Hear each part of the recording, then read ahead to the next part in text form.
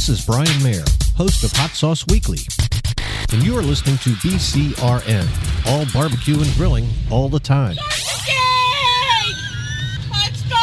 We'll do it live. Okay. Well, do it live! I'll write it and we'll do it live! So to get that perfect barbecue, you use wood. Are you sure it's safe? Whatever. We put the lighter fluid on, strike the match, and... Oh, should we call the fire department? That might be a good idea.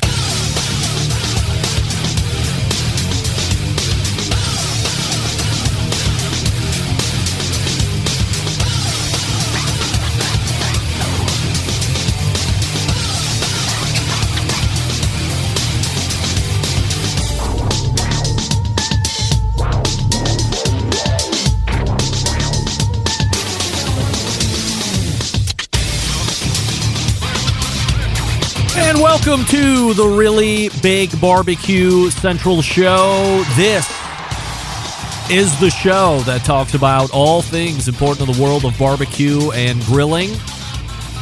Originating from the Rock and Roll Hall of Fame city, Bomb City, USA, Cleveland, Ohio, the barbecue capital of the North Coast. I am your program host, Greg Rempe. Happy to have you aboard here for your live fire fun and frivolity show.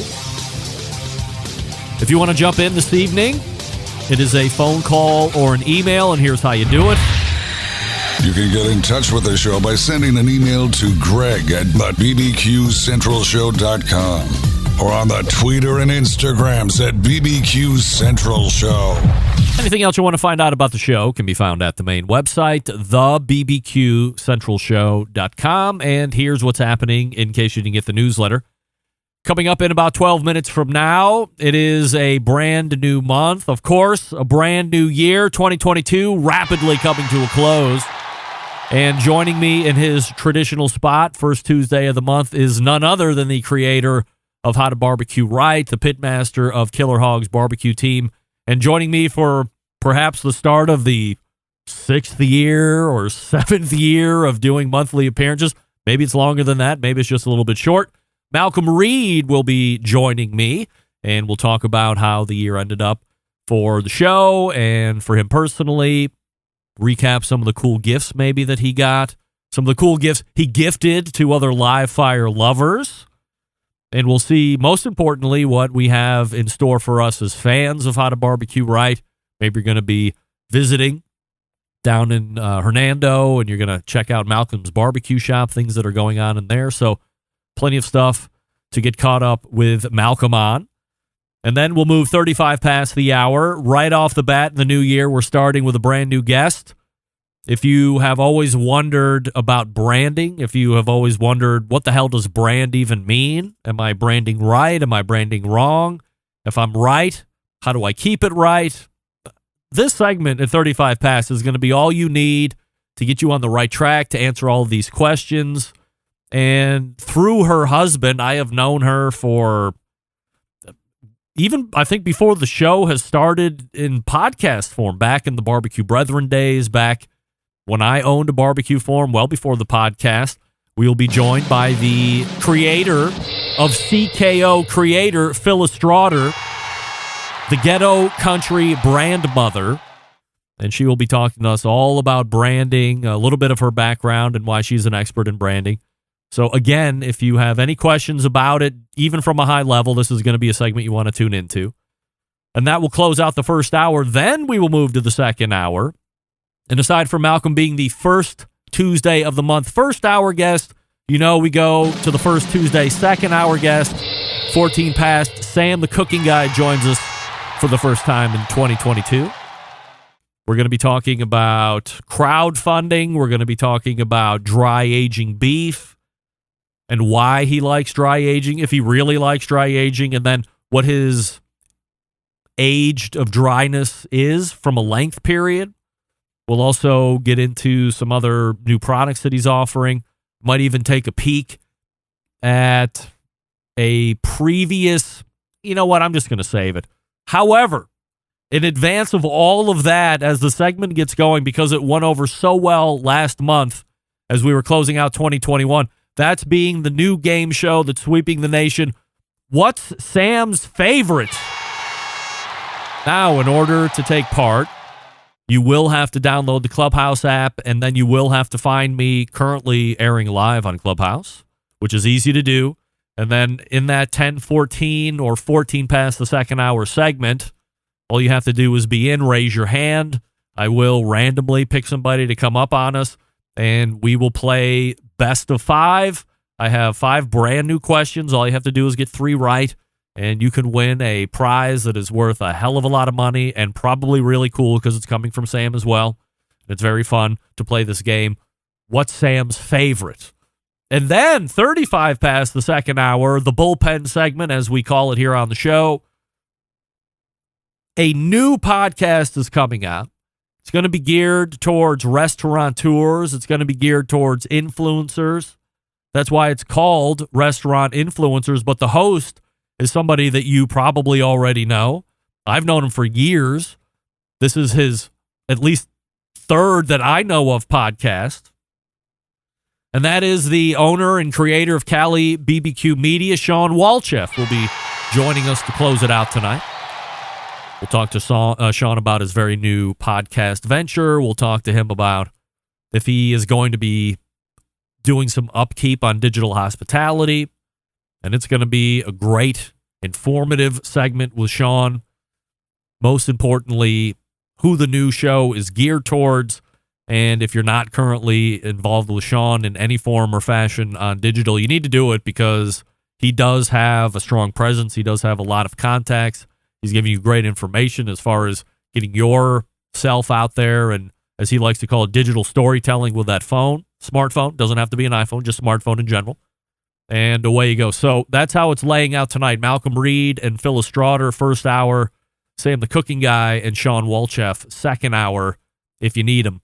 Don't forget, you can follow me socially, Instagram, Twitter, TikTok, and Snapchat at BBQ Central Show for live video feeds of the show.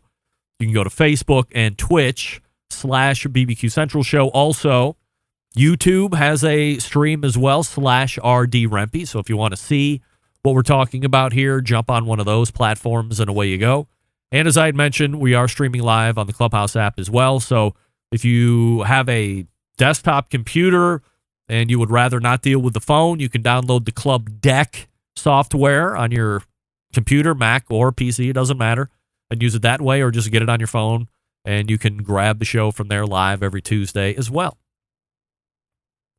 As far as some feedback and comments from last week, the email that recurred the most over the past week sounded something along these lines, and I got it in various forms or fashions. So allow me to paraphrase just to cover the masses. In a general quote, Greg, who the hell is that kid saying, "Give me a hell yeah"? And why did you wait so long to use that drop? That could have been the drop of 2021. We need to know more about the hell yeah kid immediately. You mean this kid? Oh, it's not triggering right away? Is this where we're going? Right off the bat in 2022? It's coming. Don't worry. It's coming. Here it comes. Come on. Let's hear it. Give me a hell yeah! That's right. Give me a hell yeah! Give me a hell yeah! What do you mean, who is that kid? If you're a fan of the show, I will have you know that this give me a hell yeah kid just happens to be who? The son of none other than BBQ Central Show 2, maybe 3-time guest, and the guy that I lived next to 7+ years. You recall a guy named Neighbor Desmond? Yes, that's his kid, Braden. Now, I can't talk to the specifics on exactly how the Give Me a Hell Yeah came up, where it was recorded, all the background stuff. But I can tell you, as soon as I heard it from Bobby's iPhone, I said, you need to send me that immediately through email so I can capture that. That is becoming a drop on an open hotkey, which is why you heard it last week a number of times. Give me a hell yeah. Give me a hell yeah. Give me a hell yeah. Give me a hell yeah. That's Braden. He's the newest star of the show, and it runs in the family. Desmond, star of the show, Centralite favorite. Now Braden, many years the junior of his dad, obviously becoming a star of the show cursorily with the Give Me a Hell Yeah drop. And why did I keep it so long? Because I didn't get it until that week. So I pressed it right into service. I wasn't holding it and then slow rolling it out as the year ended. No, we don't work like that. When I have gold, I get on top of it. Some other listener feedback from last week's show. Timmy in Maryland. Greg, last week in the show open, did you say he shed? What the hell is that? Regards, Timmy. Yes, I did say he shed. What do you mean, what is it? It's a shed, not built for a she, built for a he, and I use it tongue-in-cheek. That shed is a storage shed. However, given my new proclivity for smoking cigars, premium cigars, I'm not going to smoke them in the house. I would, but there's no way 4 women are going to allow me to smoke a cigar in the house. And the side of the house wasn't working that well, so I don't want to use the term banished. I'm taking up shop in the he shed. Because I don't like man cave either. He shed sounds like she shed, which is funny. So that's why I said he shed. So yes, Timmy, you heard it right. And that's why I'm in the he shed. All right, Malcolm Reed is ready to come on the show. I will talk to you quickly about Big Poppa Smokers, the one-stop online shop for all things barbecue.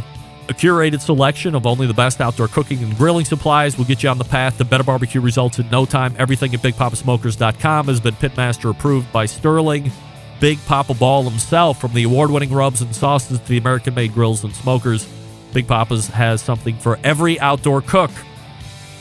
The championship rubs and seasonings, popular flavors like Sweet Money, Cattle Prod, Cash Cow, all proven winners. 13 perfectly balanced flavors that will transform ordinary meals into extraordinary. Also, the owner of Granny's Barbecue Sauce, looking for a new go-to sauce that will please everybody, tired of what's existing out there currently? We ask that you give Granny's consideration. It's a traditional yet powerful flavor that will remind you of why you fell in love with barbecue in the first place. Great all by itself, or great as a base sauce, and then you can trick it out from there.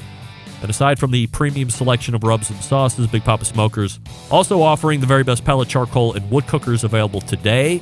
If you're looking for a versatile smoker that's easy to use, check out that Mac 2-Star General Pellet Cooker. Big Poppa Smokers, the exclusive Mac dealer, even offering special packages. Not a fan of pellet smokers?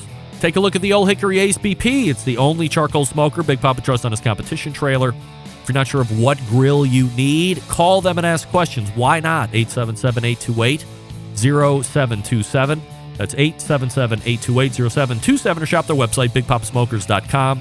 That's BIGPOPPA Smokers.com. We are back with Malcolm Reed, first time in 2022. Stick around, be right back. You're listening to the #1 most downloaded barbecue and grilling podcast anywhere. The Barbecue Central Show.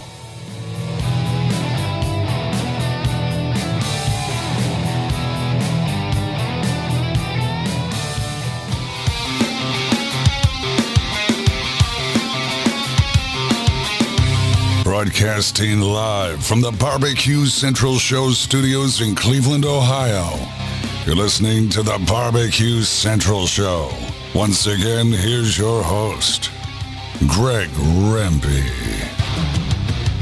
Welcome back. This portion of the show being brought to you by the BBQ Guru, creators of automatic temperature control technology, sellers of ceramic cookers with built-in power draft fans, and accessories to make your barbecue and grilling life easier. Visit bbqguru.com or call them for more information, 800-288-GURU. The Barbecue Guru continuing to be a breakthrough in barbecue technology. As I had mentioned in the show open, it is the first Tuesday of a brand new month and a brand new year, and you know what that means. A visit from the co-creator of How to Barbecue Right, the pitmaster of Killer Hogs competition team, Malcolm Reed, joining me here on the show. Hey, Malcolm. Happy New Year, Greg. What's happening, man? I am happy to see you in the new year. 2022 is here and rapidly coming to a close, as I had mentioned in the beginning of the show. And everybody loves to laugh when I say that, but quickly it will be through the first quarter, and then quickly we will be through the summer, and then all of a sudden I look like a know-it-all and a big shot, so we'll just leave it at that. How did the end of the year close up for you? How was Christmas?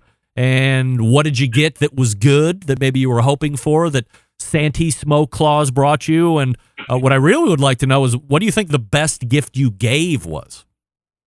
Oh man, that's a tough one. I don't know. I guess I didn't get my flamethrower that I wanted. That was one thing. I guess Santa Claus didn't think I needed a grilled blazer gun. You So I mean, did not get now that. hold on a second. You mean your pal Mark Williams didn't give up his grill blazer gun for you? He did not, man. He did not. What is going on with this guy? He's out of Still here. got to aim it for him. Yeah, I know, man. No, I got some really, I got probably way more than I deserve, but I got some cool Yeti stuff. I got a Justin Wilson cookbook that I'm really proud of. I don't know if you know Justin Wilson. Are you kidding? Yeah, but he's one of the first guys I remember cooking on TV as a kid, watching him on PBS. And so I got a couple of his cookbooks that my mother-in-law gave me, and just some stuff that I needed. I got some new Crocs. Every man needs a pair of Crocs to barbecue in. I remember you mentioned Justin Wilson. So I remember him. I remember him saying "wondermus" as far as describing something. Ooh, that wondermus, I guarantee. That was one of the taglines that I remember. And then it was either before him or after him. It was Martin Yan. Yan can cook, and that hour of cooking. And I was pretty young. I was sub 16 years old. Wasn't really into cooking anywhere near as I am now, but that laid the groundwork. There was also, I really liked. He ended up being a kook or maybe some kind of a pedophile. I apologize if he wasn't. Who was the guy? The Frugal Gourmet? Wasn't there something weird or illegal going on? But I used to love watching him as well. Those were my cooking inspirations back in the day. That was it, man. I found some old Emerald Live on YouTube the other day. I was just looking for something to pass the time, and I got stuck in that YouTube loop watching old episodes of Emerald Live. That was stuff I remember cooking. As growing up and getting into it myself, and those were the kind of shows that inspired me to start, dabbling in the kitchen and then starting outdoor cooking and with the grill and smoker and all that stuff. So, got to give credit to those old shows. Malcolm Reed joining me here on the show. So we talk about Christmas a couple days ago. We saw 2021 coming to a close and 2022 ringing in. Are you a big New Year's Eve celebrator? Traditionally, I know the last couple of years it's been a little weird, but normally speaking, how do you celebrate, or are you out celebrating? As my beard has gotten grayer, I've got away from. I think I made it till 10 o'clock New Year's Eve. That was late. Oof. But we stayed at hunting camp. Rochelle came down, hung out with us, and we did some riding on side by sides. The weather was extremely warm down here. We didn't get cold weather just a few days ago. We were at 80 degrees. So it was real pleasant. We built a fire outside, threw some stuff on the grill, and then we cooked all the traditional stuff on New Year's Day, the black-eyed peas, the turnip greens, the hog jowl, the cabbage, the cornbread, all that stuff. So we had a big time. Yeah, I was just going to ask you if you do the New Year's Day meals. Now, do you do that because you like the food, or is there a healthy dose of superstition involved? Like maybe 2022 wouldn't be good luck if you didn't do all that stuff? I love the food, absolutely. I think I only eat black-eyed peas one time a year. I don't know why, because they're really good.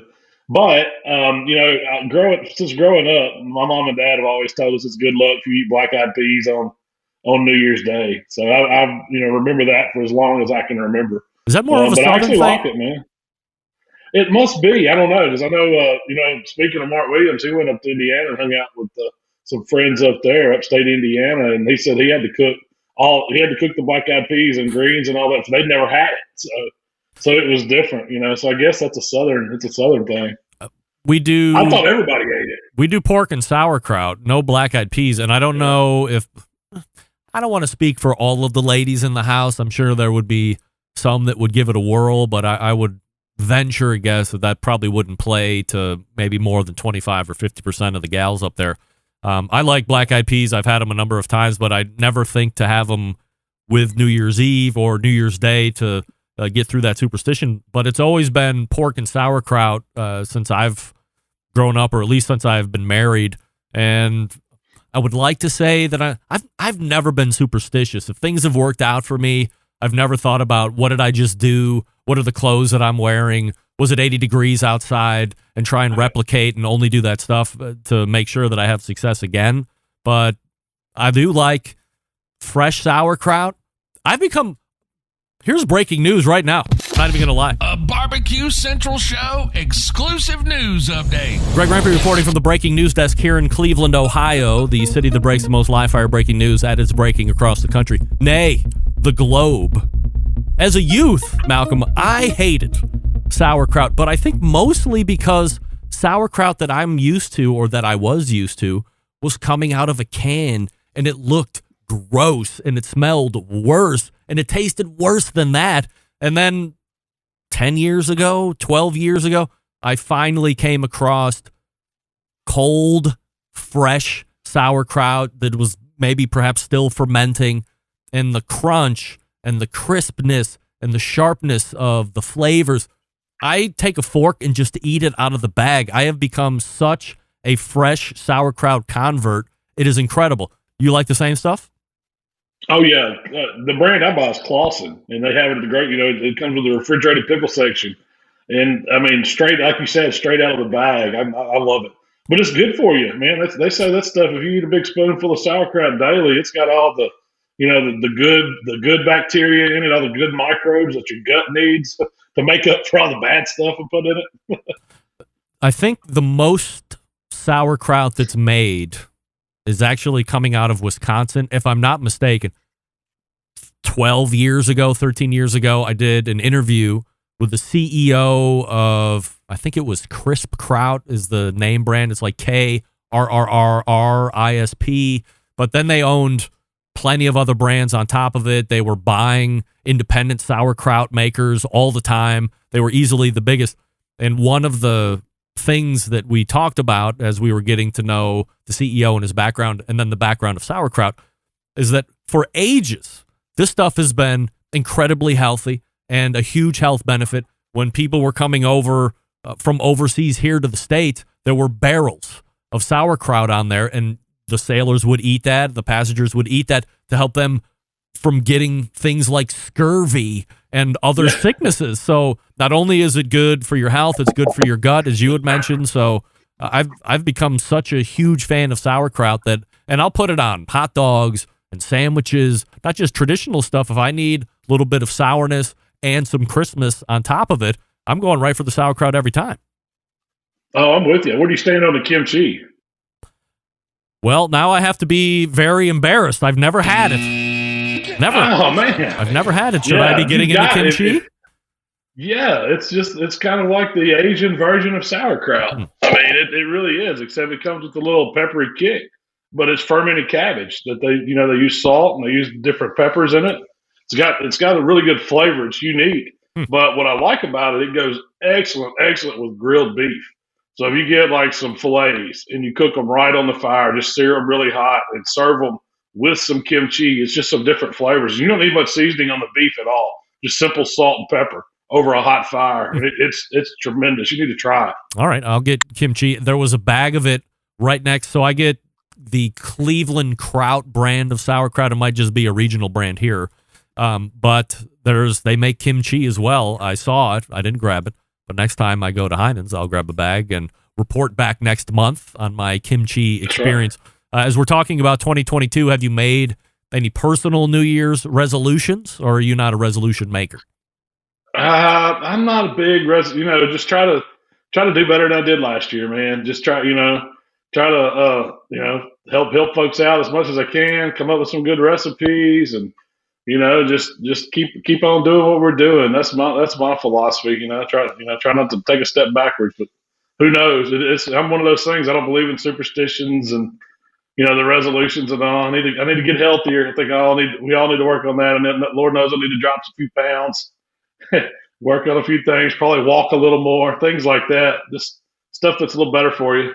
Do people get after you about that at all? Like, hey, Malcolm, shed a couple, or get a little bit healthier so we have you around a little bit more. Like, what does it take to get you motivated to want to do that? Constantly. I mean, it's I've struggled with that all my life, man. But I love the food and good times, and It's one of those things. We all got our demons, I guess. No doubt. Malcolm Reed joining me here on the show. HowToBBQRight.com is the website, of course, and you can follow him on social media, same handles as well. Let's take a look back at 2021 now that we've had a good couple days to really recollect from a live fire standpoint. When you look back January to the end of December, were there any things that stuck out? Were there any items that stuck out to you as being things that won the year as far as products, or things that you thought were particularly exciting, didn't have to wreck the world as far as marketplace share or anything like that, but things that you thought were interesting that were cool? The biggest thing for me, I think pellet grills came on fire last year, it seemed like. And I don't know if it was just a trend building up, but you had, we had Weber enter that market with their grill. And, but I mean, I know they caught some flack over rushing it out and it didn't perform as good as they did, but it still brought a lot of notoriety to the pellet grill. And, Traeger, of course, they're blowing it up. And you've got all these other great brands, Green Mountain, Grilla, all these Camp Chef. It amazed me of how much, people used to look at pellet grill cooking as not real barbecue. But I think it's became more mainstream. And in a lot of ways, it's surpassed a lot of the charcoal and stick fire cooking, I think. And then you had the whole phenom with the Blackstones, the griddle cooking taken over. And with the way that short form video from TikTok and all that came on, you see a lot more people it's not just like doing recipes like I typically do. It's a lot of fun stuff with cooking, and you see how many more people are into it. I think people just learned that because of the lockdown, because of COVID, because people, were finding out ways to cook at home and to do more stuff at home. True or false, Malcolm? Wagyu beef had its best year ever in regards to becoming more of a household name and option for people to buy in 2021. Oh, I would say that's true. When we're seeing it in grocery stores now, where our Kroger has a line of, Walmart has a line of Wagyu beef. I mean, it's mainstream. People are, I guess, who knows, if it's the same thing that we're used to getting from Japan or Australia, wherever everybody gets theirs from. But it's still the brand. It's a name. Do you think in 2022 that Wagyu will continue to gain popularity, or do you think it's just going to be a term that people know about, but it's still going to remain a specialty item that maybe it's a graduation or some other special event that you would spring for that? I think so. I mean, with the price of beef now, it seems like just choice beef is high. So, it's definitely going to be a premium if you're stepping up and buying something. It's not like you're going to just go buy a pound of ground Wagyu to make burgers with on a Tuesday. But it's still, it's still something that's higher end. In the competition world, we've all known about it for years. I mean, I know I've been cooking, a form of Wagyu brisket for over 10 years. So it's been around, but it's just, it's one of those things you don't, I hope to see people looking for more quality in their meat like that.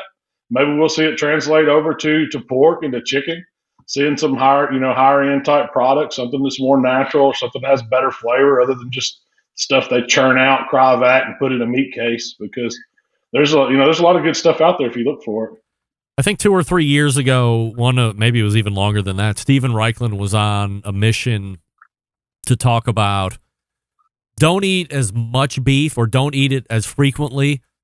Relax a little bit, save your nickels and dimes, and then when you're ready to eat beef, whether it's once a month or once a quarter or whatever, now you've amassed a little bit of a savings, and then you can buy the best beef that you can afford or the best beef that you've saved the money on and have it be a little bit more meaningful. I mean, as the American public continues to remain a beef-eating public in ways that we've never seen before, and it's not endless amounts of beef. We're getting beef from weird places. They're doing things to get beef out quicker, and quality inevitably will suffer. And I'm wondering if 2022 isn't going to be a little bit of a tipping point where people, like you said, will consider more about the beef, where it's coming from, and the quality.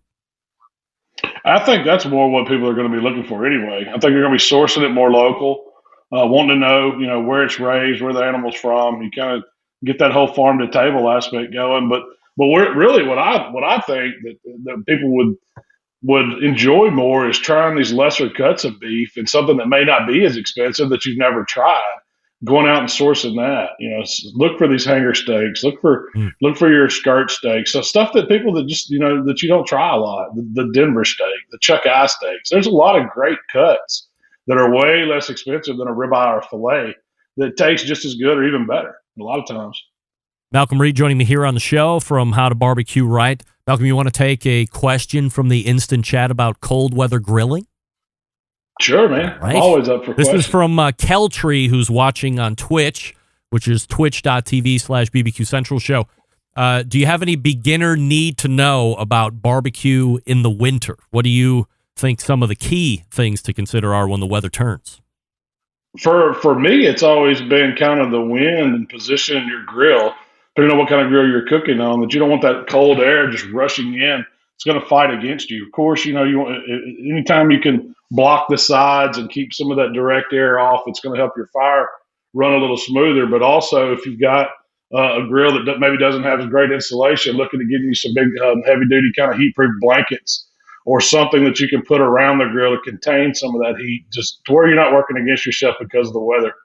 That's probably the biggest advice. I mean, a lot of times it'll slow it down, when it's cold outside. But if you've taken some of the wind and the heat that's losing, from escaping from the grill, that'll help you.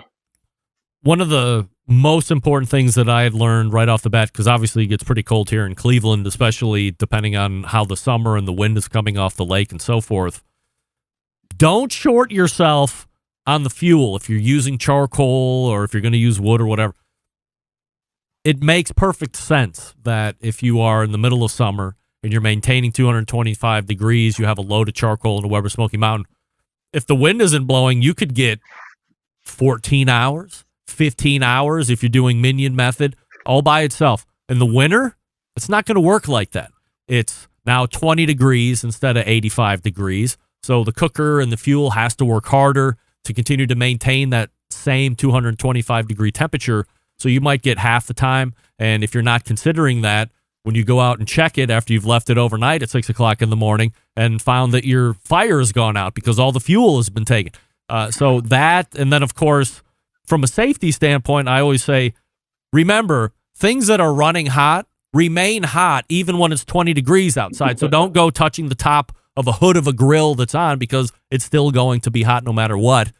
So those are some of my beginner winter barbecue things. 2022 look ahead from a YouTube standpoint, Malcolm, as viewers and fans of yours, what can we expect this year? Man, I'm going to keep pumping up some long form video. Got a bunch of good recipes that are going to be, hitting this year. I'll get to working on my schedule here pretty soon. I still got like 26 more days of hunting season, Greg. So, wow. So it's not back to work. It's not back to work yet. Are you? How many deer are you in at this point? I've killed 2 doe this year. I haven't got a buck yet. I've been taking Michael a lot over Christmas break. He just shot a really, really nice buck day before yesterday. So it's my turn now. I get to finish the year out, and I'm sure I hope to get a nice buck. But if not, I'm happy with the 2 deer. It's been a lot of fun this year. Well, you got 26 days, so I'm sure you will get what you want. I hope you get what you want. We'll get a full report in February when he comes back. It's Malcolm Reed from How to Barbecue Right. Once again, the website, howtobbqright.com. Find him on YouTube, of course, where well over 1 million of you are already subscribed. And you can follow him on social at the same handle, How to BBQ Right. Malcolm, always appreciate the time. Happy New Year again, and we'll see you in February. Happy New Year, Greg. Always fun, man. We'll see you. All right, there he is, Malcolm Reed right there from How to Barbecue Right. A lot of you huge fans of Malcolm as you're writing here in the instant chat. Dave's got beer, really loves Killer Hogs barbecue rubs. Put them on the Christmas ham and cooked them on the Weber. So we'll see what Malcolm's up to in February. Hopefully he gets that buck. Phyllis Strawder is in the green room. We'll get to her in just 1 second. I'll talk to you quickly about Yoder Smokers. They design and build all of their products right here in the States and building pride through craftsmanship and world-class customer service. That's the backbone of how they've built the company. This approach translates into what can be a truly bespoke style product. that elevates the gatherings with friends and family. Honored to have a trusted place in backyards of America. From pellet cookers to wood-fired offsets and charcoal grills, consistent blue ribbon flavor has become synonymous with the Yoder Smokers name. Make no mistake, Yoder Smokers' flavor-driven design is unique to each style of pit, and their team has developed their cookers to perform time and time again while outlasting the competition for generations to come. It's this generational thought that's rooted in the handmade products and defines the integrity of the core values: American-made quality, endless flavor, the benchmarks of Yoder Smokers. YoderSmokers.com. Grab yours today. That's YoderSmokers.com. And yes, I continue to effort an interview with the CEO of Yoder Smokers. He's very busy trying to meet the demand for his cookers. We'll get there, trust me.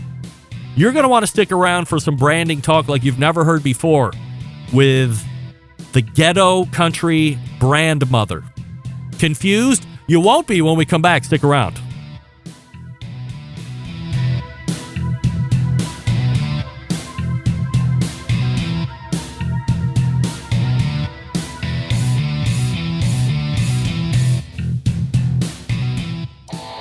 Howard Stern, Jim Rome, Dan Patrick, and Greg Rempe. The Mountain Rushmore of talk show entertainment.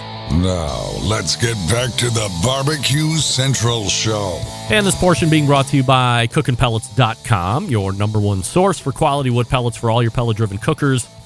Visit CookinPellets.com for more information or to purchase. See what other products they have going on over there at CookinPellets.com. My next guest tonight is the first new guest of 2022. Many of us use the turn of a new year as the motivator to get a business or brand off the ground. But after you make the first few steps of progress, you might quickly realize you have no idea what you should actually be doing to effectively brand yourself or your business. If I might offer you a segment that will help you get your proverbial crap together, the founder of CKO Creator and the Ghetto Country BrandMother, racing to the hotline and welcoming in for the first time, Phyllis Strawder of the BBQ Central Show. Hey, Phyllis. Phyllis, I don't have you. Are you on mute? If you're not... Yes, I did. No, I did mute myself right. when your other guest was on. My Good bad. for you. Good for you. Hi, and welcome to the show, Phyllis. Thank you, sweetheart. How are you? I'm great, and I'm looking forward to this conversation. So, yes. You know, your journey from my perspective is perhaps a bit different than how others would see this, only because we have been cursorily aligned for well over 10 plus years due to the mutual relationship we have with a guy named Neil. You're married to him. I just happen to know him through the internet. And I don't want to spend like a huge amount of time on the background because I know it. But it is important to lay a little groundwork here for the listeners who might not know you yet. So tell me how you go from running a successful barbecue business, that being Big Mrs. Barbecue, to becoming the Ghetto Country BrandMother. Oh, my goodness. I'm going to try and give you the really, really short version. You know, Neil and I had 2 restaurants and all that stuff. We did catering. But one of the things I realized as I was working with Neil is that I didn't want to work with Neil. And at the time, I was actually studying to become a business coach because I wanted to coach kids on becoming entrepreneurs. That didn't work out so well because kids can't pay you and their parents don't believe in them enough to want to pay you. So I'm like, I got to move again. But while I was studying to become a business coach, I fell into branding. Literally, it was one of my 4 certifications and I just fell in love with it. And I went down that path and then I like, you know what, let me go ahead and pivot because at that time I thought I wanted to help the restaurant industry because it was getting so jacked up by the pandemic. I'm like, these folks need my help. But then I was like, okay, I can't necessarily help them because I know margins are thin and they don't have any money. So you know what, I'm going to pivot again. But anyway, the whole Ghetto Country thing came from actually the restaurant and that vibe has followed me from that to business coaching to branding. So Ghetto Country means I was raised hood adjacent by a country mama, and I just brought the brand on with it with the BrandMother. So there you go. That's the really, really short version. How do you define the term branding, and what does that mean to you? I would define the term branding as it is you controlling the narrative. You as the brand leader are controlling the narrative of how people see you, how they perceive you, and how they attach to you emotionally. If you're not doing that, then the client or the customer is actually doing it for you. It's happening whether you want it to or not, so it's best that you control the narrative. So that's what I would consider branding. If you look at my show and the lifespan that it has, would you say that I did? And please be honest in the most brutal way possible. Okay. Do you think that I have? Am I murky in my branding? Do you think that I have a pretty strong brand? I know what I'm talking, or I know what I'm trying to put out there for people to attach to. I think you have not a murky brand. You actually have a strong brand, but you're not marketing it strongly. When I looked at your website and I looked at your social media and so forth before coming on, I saw that your message about what you do is very clear. You do barbecue and all of that kind of stuff, but there's more to Barbecue Central than just that. Based on the sponsors that you get, based on the people that you have on your show, there's an underlying message, and I don't think that's necessarily clear. There's nothing on your website about your messaging. There's nothing on your social media. You're just posting guests instead of telling people, it's like, this is where I am. Like, if you decided to brand starting this year, this is where I am now, but I'm trying to get over here. Because I know you've been in this game a long time, and I expected to see bigger numbers on your social media. Maybe it's on your Twitch or YouTube or somewhere else, but it was not on your Instagram. So that was very surprising to me, because I don't think people fully understand that, yes, you talk about barbecue, but there's more to it than that. Is that fair? I'm a failure. This is what you're saying. No, you're not. Oh, my God. Phyllis, I have to go. Cry in the corner. No, I mean, this is... well. Certainly, this is a conversation I could have with you off the air and vent to my frustrations on where my social media numbers are, and especially, Instagram. It's tooled around 6,000 for a year or two, and I certainly understand that from time to time algorithms change, or some people with huge followings have quote unquote gamed a system in some form or fashion, and that the bigger tell is audience engagement or follower engagement. So if you have 125,000 people and you go live and 2 people show up on your live stream, there isn't a huge engagement with all of your 125,000. There's a bunch of BS on those numbers. Sure. Yes. So to me, there has to be a fine line between of course I want bigger numbers, of course, but I also want to make sure that I have a fervent and engaged following, and from what I'm getting from you, those can be mutual. They don't have to be exclusive. Yes, they can be mutual, because in looking at your, like I said, I just looked at your Instagram. I didn't look at any of your other social media, so I'm just basing it on that. But looking at it, I see that you post like guests that are going to be on. I see barbecue things and all of that, but I see nothing about like, what is the show really about? Is it about more than barbecue? What is the underlying message? So if I were to separate Greg Rempe from the Barbecue Central show, what would that look like? Or are you saying that without Greg Rempe, there's still Barbecue Central, or no? Which do you think? No, without me, this show's over. To the hell with all of y'all. Thinking faster than the Hindenburg. If I wasn't here, how the show would happen? I have no idea. And that's the thing. But see, so much of, and you're like we were, so much of you is tied into the brand that it needs to become clearer that, okay, your personal brand, Greg Rempe, the personal brand is one thing, but the Barbecue Central show is something else. So say if you were trying to grow to a point where you wanted to have guest host, then what does that look like for you? Is that going to bring in bigger numbers? Are you going to be able to have someone on your show that has 100,000 followers or something like that in order to make the Barbecue Central show grow, and then also to give you a break from the weekly thing if that was what you wanted? But if it is just all about Greg and Greg wanting to do this all the time, I still think there's something in the messaging that could be clearer and that could come across that will engage your audience more and grow your numbers. Phyllis Strawder joining me here on the show, the Ghetto Country BrandMother. You can find her on the website, CKO Creator.com. A lot of you reacting here in the instant chat, saying how much you like the fact that she is really giving it to me in a very straight fashion, if we can say it like that, which I certainly appreciate. We have some questions coming in as well. I'll try and mix those in here in a second. Phyllis, I listened to an interview you did with Sean Walchef, who's actually going to be closing out the show with me this evening on his digital hospitality podcast. And there was a term that you might have coined in that conversation, which was own your crazy. So I guess is that a term that you coined? And more importantly, what does it mean and why do I want to do that? It is something that I coined. I tell everybody, even before I started doing branding to own your crazy. And so when I was talking to Sean's like, yeah, you need to lean into it. And I said, okay, you can lean into it, but you also need to own it. Especially like I'm a rebel brand. I am straight up all the things. And so when you're trying to be that rebel and you're trying to stand out, there is something that, that just generally attracts people to you. And some people will see it as a negative connotation. But then if that's what's going to get you people in the door or butts in seats, if you're having a restaurant and all of those type of things, then you need to own that. Baby, put it out on the porch with a drink and let it go. So, come on. I want to quote. It seems like you want to ask me something. Well, I want to quote you. So if you indulge me for a few moments. And if anyone wants the full write-up, you can go to Phyllis's LinkedIn profile. You can get it there. But this is just an excerpt that stuck with me and leads me into this question. It will lead me into a question. Okay. So, quote. Okay. Yeah, that website you got and those social media templates are beautiful BS. They make you look good, but they aren't saying a damn thing. So you stress out because you have no engagement. You blame changing algorithms. I think I just did that. You feel like an imposter because you're trying to copy the competition. You refuse to accept your brand game is a problem.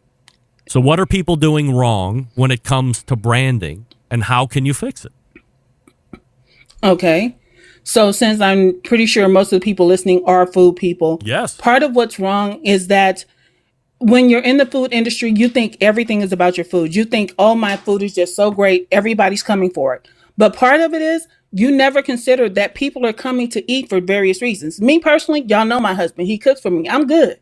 But when he's not here, the reason I dine out, I don't want to cook on purpose. Not even for the dog. We were both depressed when Neil left and went to Texas. I don't do it as well as Neil does. So I don't want to do it. I go out because I want to hang out with my friends. I want to have a good meal, and I do not want to sweat over a stove. I have all these reasons that I go out to eat other than I'm hungry. And so when you rely so heavily on that, and then you push out the BS about, I'm all about quality and customer service, especially in the food industry. It is BS, sweetheart. People are coming to you for a reason. And if quality and customer service are something that you think is bringing them through the door, okay, I want you to define customer service. I want you to get down to the nitty gritty of what that customer service is. Is it that, their favorite waitress is always doing that? Then you know what? You need to highlight that chick and market her. You know who's coming to work tonight? She's coming to work to serve you and do all the things. And then if the other part is that it's the quality, then why aren't you marketing on the quality? You've made a whole laundry list of food things that you have to sell, and nobody's checking for them. You made them confused. I got to turn pages to get my food. I'm gonna bring it on in. But part of what you're doing wrong is that you're not recognizing that there's more to your business than food. Building out a brand means you find something that makes you so unique, and it's not your burgers because everybody got a burger.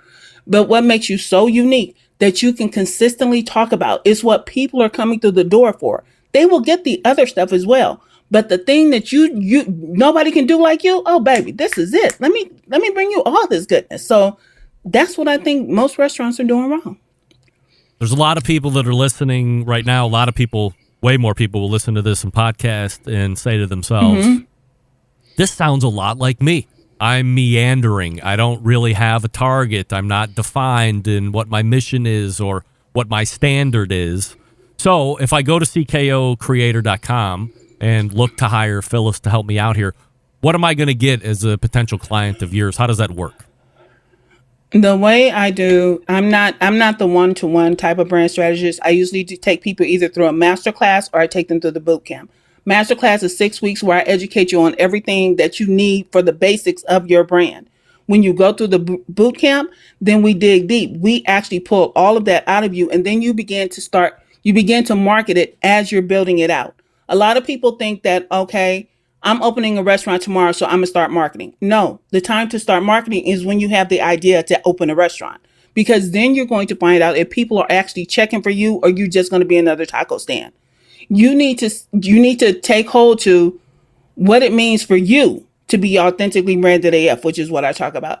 But with me, like I said, I take you through the process instead of doing it for you. And that's what a lot of brand strategists will do. They will take you into a workshop. You will spit out all this information. And then what they'll do is they'll come back with a brand strategy for you. And now you have to go and find someone to activate this brand strategy. I don't work like that. We're going to get down and dirty, us together, to get to the point of what your brand actually is so that you can start to live it and you can start to make it part of your company culture so that the people that you hire believe in your brand as much as you do. And that's why, like I said, that's why I see the turnover in the industry right now is just straight raggedy. And it's not all about money. It is about being treated with respect. And it's you having something of value besides cash in your hand or a paycheck for them that they want to grab hold to. Stop looking at the people as liabilities and look at them as the assets that they are, because they're the reason that you're in business. And that begins with internal branding. And that is a thing.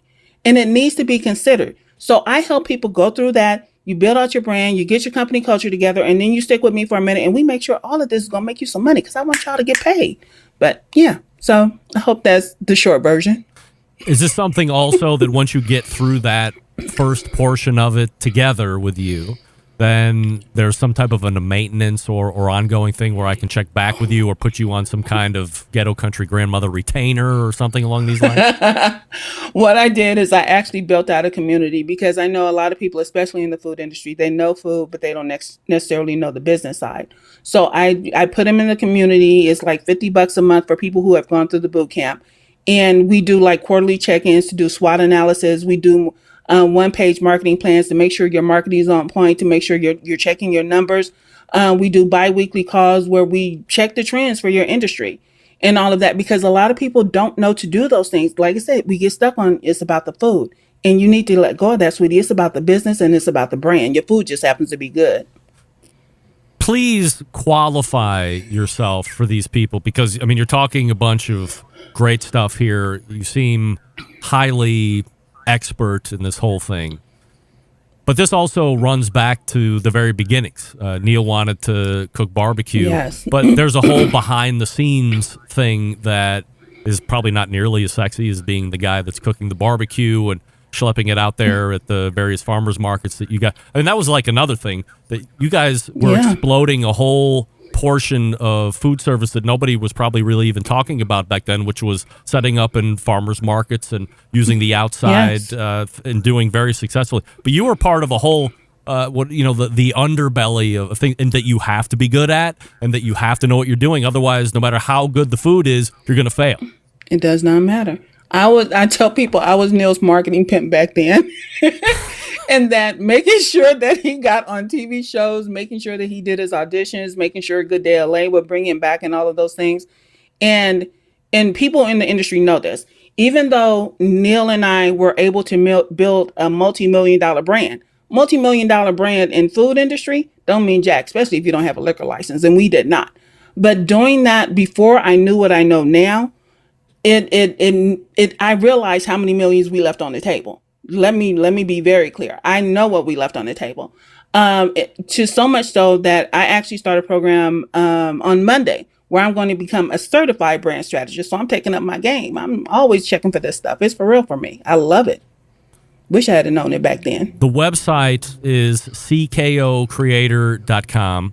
If you're like me and secretly seething it yourself, trying to figure out what you need to be, because a lot of us have been doing this for a long time, and quickly you realize that maybe you weren't as sharp as you think you were, and now we know somebody that can help us hone the craft a little bit better and point us in the right direction, and that is Phyllis Strawder. CKOCreator.com, once again, is the website. Phyllis, really appreciate the time tonight, and we will talk to you again very soon, no doubt. Thank you so much. No problem, sweetheart. Great being here. There she is. The Ghetto Country BrandMother, CKOCreator.com. And I know a lot of you are like me going, crap! Get that big stuff out of here. I know. I'm saying it along with you. But now we have a friend. CKOCreator.com. Get your branding game either on point or straightened out or redefined, wherever you're fitting into this whole conversation. Dave's got beer. I love this lady. No punches pulled, and she knows her stuff. Damn straight she does.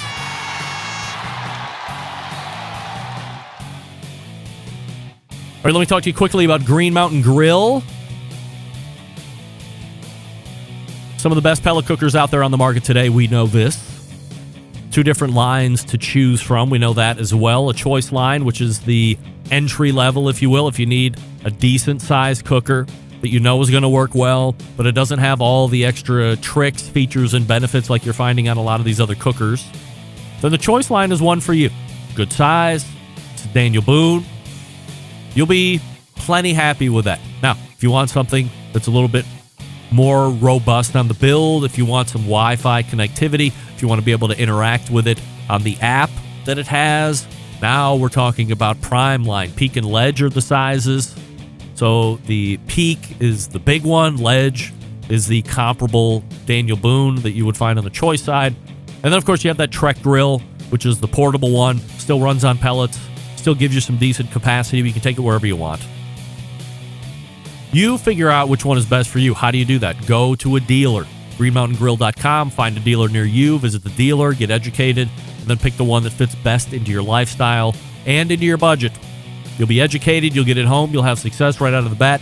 No refunds. No buyer's remorse. Nothing along these lines. Now, while you're at GreenMountainGrills.com finding a dealer, you can also get a bunch of different ancillary items, sauces, rubs, pellets, accessories that make your barbecue and grilling life much more complete with the Green Mountain Grill. Check them out, greenmountaingrill.com. That's greenmountaingrill.com. We're back to wrap the first hour right after this. Stick around. We'll be right back.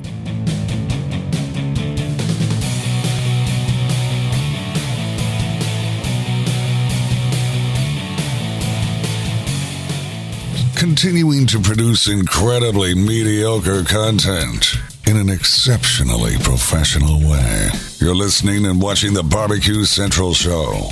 Once again, here's your host, Greg Rempe. Welcome back. This portion of the show being brought to you by Fireboard 2, Fireboard 2 Drive, and Fireboard 2 Pro, and Fireboard Spark. Why not? Monitor up to 6 different temperatures simultaneously. Connect to Wi-Fi or cloud-based monitoring. You can also connect via Bluetooth if you want. If you have Alexa or the Google Assistant in your home, you're in luck. Fireboard fully integrated with both. Find out more by visiting fireboard.com or call 816-945-2232.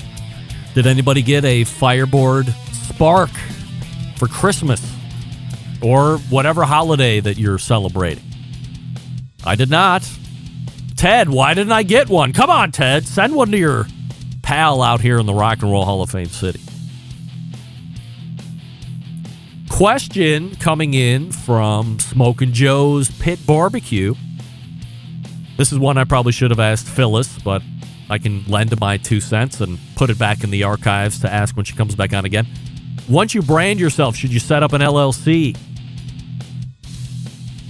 Joe, I would say once you even think about doing anything branding or company-wise that's going to be business on your own, you should absolutely set up an LLC. I retained a lawyer. We talked about all the different options. We picked the right one for me. And then, for instance, this show, because it deals with a lot of different moving parts, food, technology, entertainment, just the benefit alone of having the LLC to have write-off is great. If I go out to eat, it's always getting turned back in. I'm taking pictures. I'm doing food reviews. My computer breaks. This is a technology show as well. I keep the receipt to get turned that in. So just on the write-offs alone, LLC is totally worth it. So if you think you're going to be getting into, or if you just want to start it, it's fairly inexpensive. But again, get a lawyer. Don't do it on Rocket Lawyer or Lawyer Rocket or whatever the hell it is.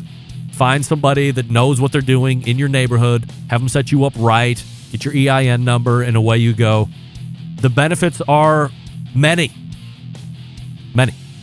My suggestion alone. I'll ask Phyllis when she's on next time, Joe, and see if she corroborates my information to you. Her website, again, CKOCreator.com. We are done with the first hour. If you missed it, I'm sorry. It'll be in podcast here in a little bit, but we will point to the second hour. So, refresh your libations. I will refresh mine, and then I will see you back here in just a few moments. You're listening and watching the Barbecue Central Show right here on the Barbecue Central Network. Stick around. We'll be right back.